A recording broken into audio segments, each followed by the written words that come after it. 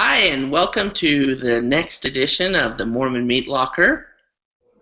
My name is Caroline. I have with me my co-host Cable Jenkins, and we have with us Steve, and he is here to talk to us about pornography, specifically from the perspective of spouses, former spouses in our case. This is a podcast for LDS singles and by LDS singles. Can you tell us a little bit about yourself, Steve? Yeah, sure. So I'm, by profession, I'm a therapist. I have my own private practice.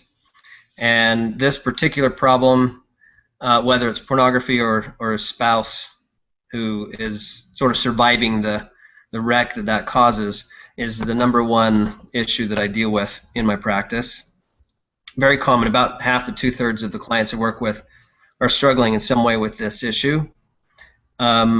So it's something that I think is really important to address in terms of the spouse, because that can go sometimes ignored or maybe not dealt with very much. It gets lost in treating the problem itself with the pornography. So I live in Lehigh. I have 4 kids, and I have a practice. I do part in American Fork and then part out of my home in an office here. So I love it. Therapy is fun, and dealing with this challenge, seeing people change a lot, is very rewarding. It's very treatable, but it can be very challenging for spouses who just don't feel like they're getting the help they need. So I think this is an important topic for us to cover. So would you say, I don't know if you can put sort of a percentage on it of how many people come to see you with this issue or their spouse has this issue? It's hard to say in terms of a percentage. I mean, I do 40 hours a week, and then I have a few therapists that work for me, and then, with half to two-thirds of those clients getting help for this, it's a fairly good number. And I know that I'm not the only therapist dealing with it. It's very, very common, and a lot of spouses are. In every case, there's either a spouse or a mom or somebody that's involved that's on the outside of it, that's dealing with the ramifications of it. Sure. So, exact percentage, I don't know if I can tell you, but it's a lot. It's very high.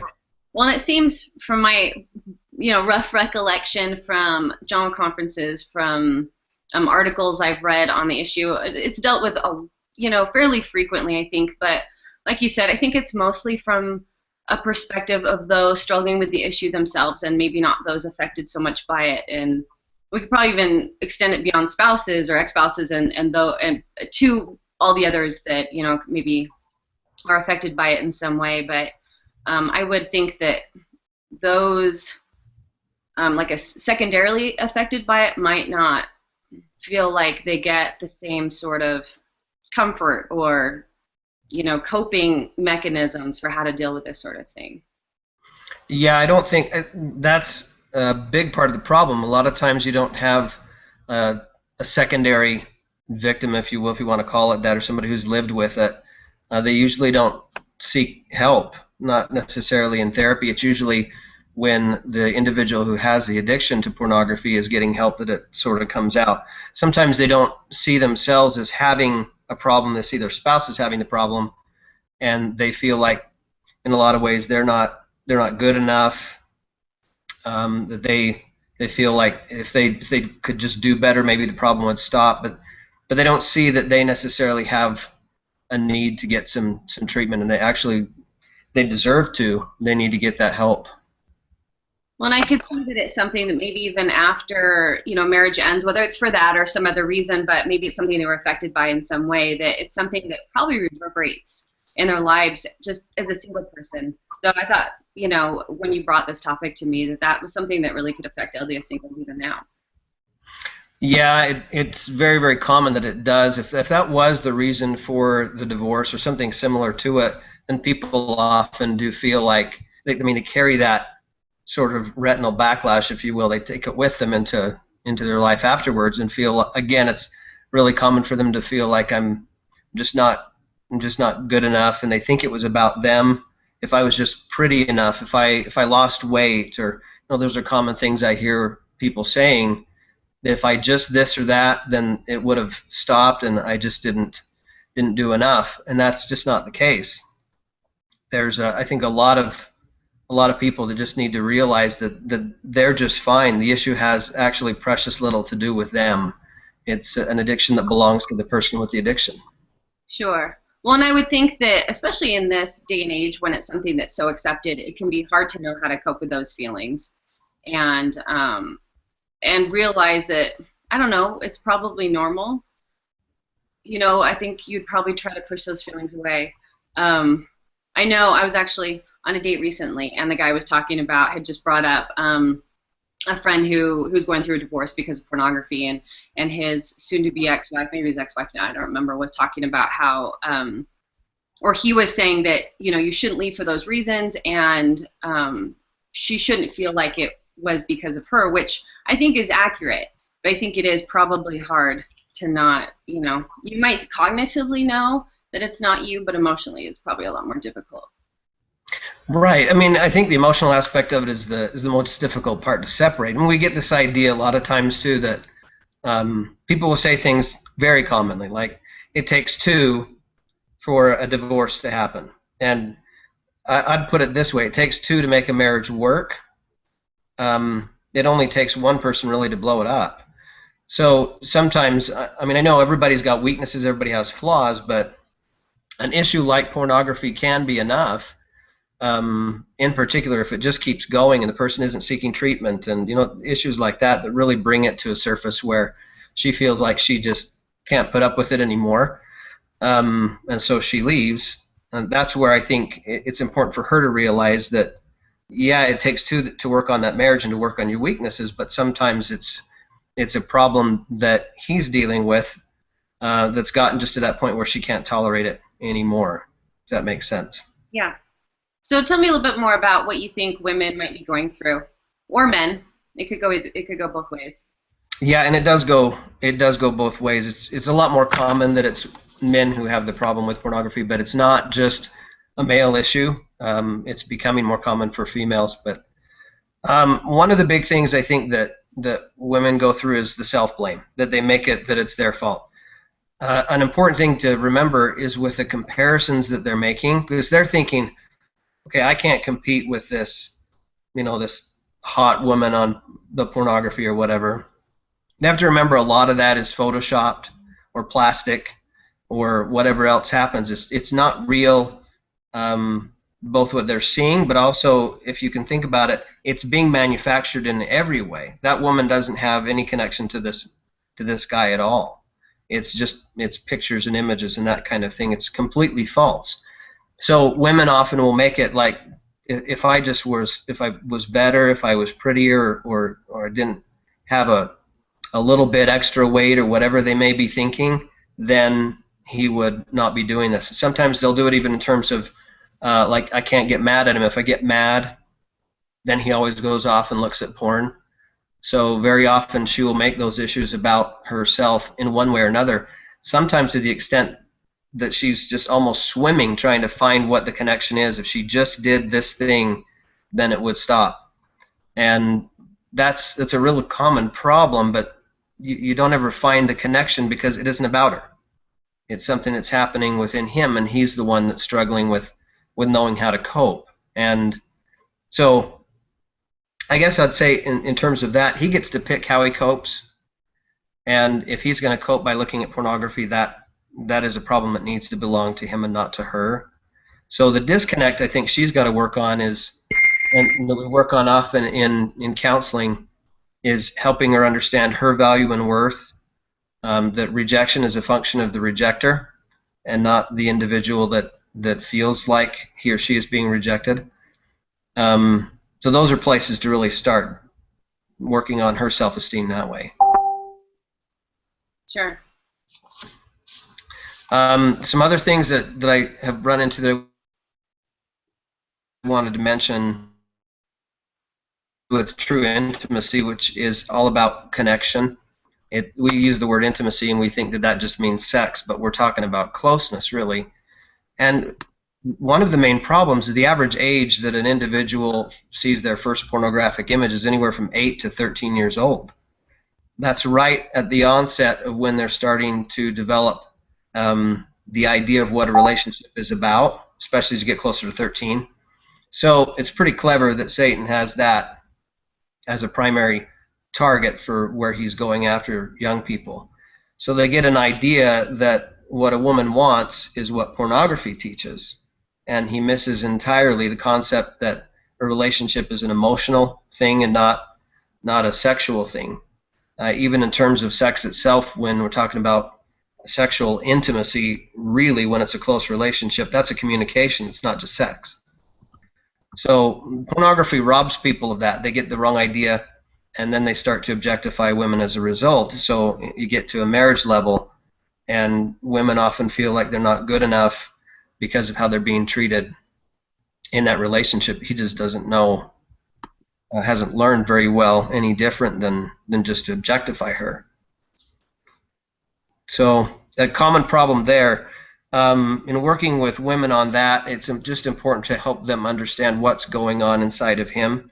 So it's helpful when you're in treatment to have, if it's a married couple, to have both the man and the woman there so she can see what he's learning and he can start to pick up that information. But in terms of her getting help herself, it's mainly to help her understand what the addiction is about and that it's completely disconnected from her.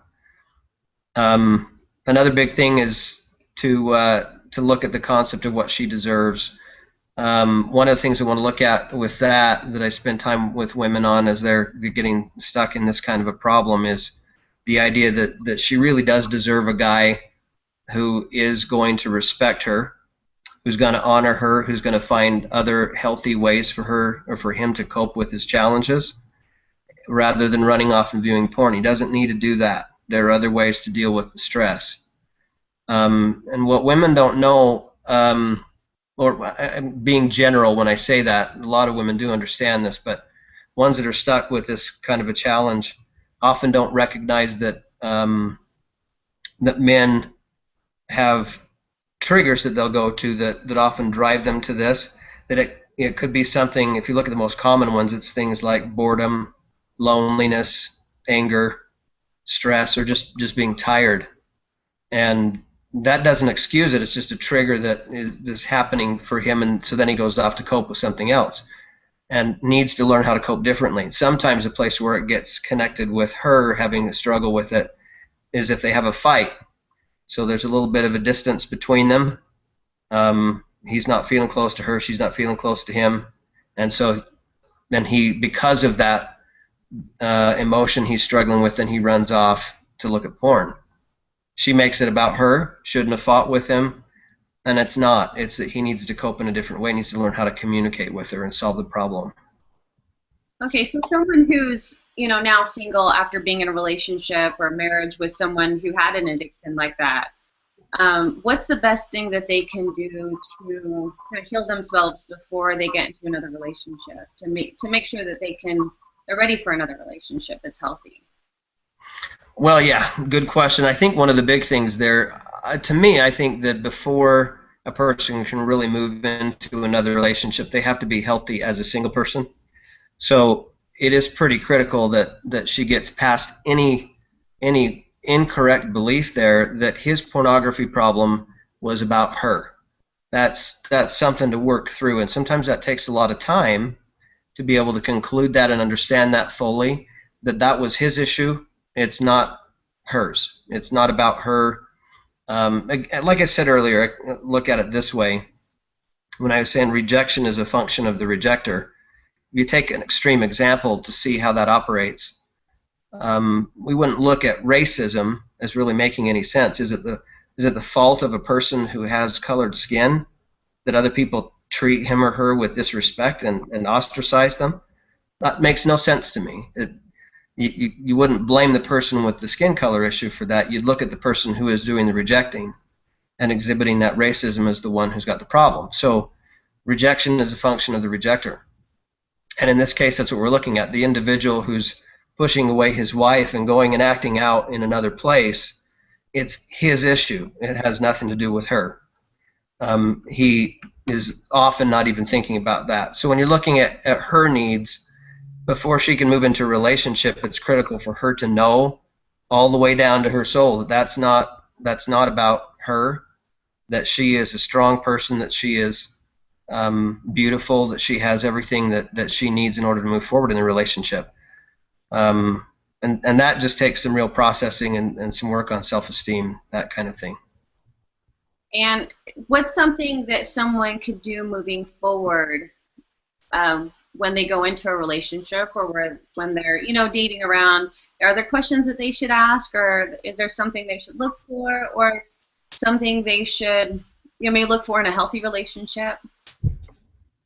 Yeah, I mean, to me, I've told my oldest daughter, she's 20. I've had a talk with her about this. I tell clients the same thing, that I think that it's totally appropriate and in fact critical that she ask some questions. I don't think it's a first date question, to be sure, to say, do you do porn? I think you have to maybe give the guy a chance to get his feet under him, because many of these men are fantastic, good men who just get stuck in a trap and they need help getting out. And in many cases, as I mentioned before, it's very, very treatable once they seek the help. In which case, a lot of guys that you might date who have maybe had a problem with pornography in the past could be in a good place with it now. So I think it's important, maybe after you've had a chance to get to know kind of how he rolls, what he's like, that question has to be asked. She needs to know it, because you're going to hit into that problem later for her and how she feels about herself if he has had a problem with it.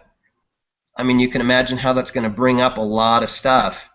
It's kind of like an ex-spouse-ism that, you start seeing that they have had trouble with porn, and you're going to think, okay, what am I going to get into then? And I've heard women say things like, why do I attract this kind of a guy? So again, making it about her. But she should be asking that question. Have you had any trouble with pornography in the past? And then asking some follow-up about what that is about. That was important for my daughter to know at one point, and I'm confident she's going to be running into it at some point again. It's just really common, so the question has to be asked. Sure. And I was talking to a friend the other day who was talking to a different friend, saying how the female friend that he has no longer asks the question, have you ever looked at porn, but, when have you looked at porn and how often, just to kind of get a straighter answer, I guess, because it's, something that probably every male probably has at some point. I know as a female, it's nothing I've ever sought out, but it's an interesting question, and it's something that I probably haven't even had the nerve usually to bring up until much further along in a relationship. Yeah, I think that definitely those questions, every one of those needs to be asked. When I've got guys in my office, some of them are in a relationship and they're in the process of relapsing still. So maybe, it varies, but like let's say it's been a week and he relapses again, and he's been dating her for a while, so he knows the question's coming. Then I tell him, look, you have to talk to her. You have to be honest when this comes up. And the more daylight you can put between right now and the last relapse, the better off you're going to be, because you don't want to say, hey, let me reassure you, I have had a problem in the past, but it's been like 2 days. That just doesn't work. So you have to have a good distance there. If the guy's telling you, it's been 3 years and I haven't relapsed, I sought out a therapist, I've been to my bishop, there was some disciplinary action, I have a temple recommend now. Those are good indicators that he's in a good spot. But if you're not getting a straight answer, then that's a problem. I had somebody tell me that their husband, who is now in the throes of it, when she had asked when they were in college, he said something that was pretty vague, like, oh, well, in high school it was a problem. So he just dodged completely the question about college, and she didn't catch it. So you just never know unless you I like how you're saying it, ask very direct, specific questions to make sure that you know exactly what you're getting into, and then hopefully he's being honest about it. Sure, and hopefully, by our ages, wherever we are, that it's something that, like I said, I should probably be more direct with my questions, but that people feel the ability to be communicative about that on whichever side they're on, because we've all been through failed relationships. A lot of us failed marriages, And it's just better to give someone the option of what they're able to cope with or want to handle in their lives, and instead of hiding something that may or may not be an issue down the road. Yeah, and I don't know how that wouldn't come up later. I mean, I think if it's got to come up before they're in a relationship. I agree with you completely that it's might as well have it out before, so both parties know what they're dealing with, and then because finding things out after a person has gotten married just is really, well, to say it's problematic just doesn't quite cut it. It's really an issue. So I think that has to be something directly addressed. Yeah. Well, I love what you said about, if someone's racist, that it's not the other person's fault, has nothing to do with them. And I've never heard it put that way. And I think that can apply not only to this, but to so many other situations that people find themselves in with relationships. It's so easy. I think particularly as women, for some reason, we're all the ones that we always say I'm sorry too often. We tend to put too much blame on ourselves in any situation. For some reason, we have the need to put someone else's issue onto us. And I think that's important to be able to keep in mind. And I think that a lot of this can apply to different addictions, but obviously this one is difficult because it is so personal and intimate. And so we're coming up on our time, unfortunately. Is there anything that you would want to say before we conclude? Anything you want to reiterate? Yeah, to me the biggest point is just how important it is for women who have been through this to understand whether you have to seek help out or whatever you need. Talk to a bishop, talk to a counselor, talk to a family member or friend, somebody who's been through this. But to me, it's just absolutely critical for women to understand that this isn't about them, that it's the problem of the individual who's coping with it. And countless men I've worked with have really tried to express that. There are those who blame, I get that, but the grand majority of the men I work with are just they're good men who just get stuck, and they try and explain it. But you're right, pornography hijacks a very sacred relationship, and so it causes a lot of difficulty in understanding how do I make heads or tails of that? How is it not related to me? And because for women, your favorite emotion is guilt, you grab that one like it's ice cream. It's just, yeah, I'll just take on the load of responsibility of somebody else's issues. We men, we grab anger. That's our favorite, I guess. But for women, it's always that guilt thing. So it must be about me, and it just isn't. I think that's, out of anything I could say, that's the most important thing to reiterate. Well, and I think the other thing that I'd forgotten to bring up before was the fact that this is kind of an issue that's so hidden.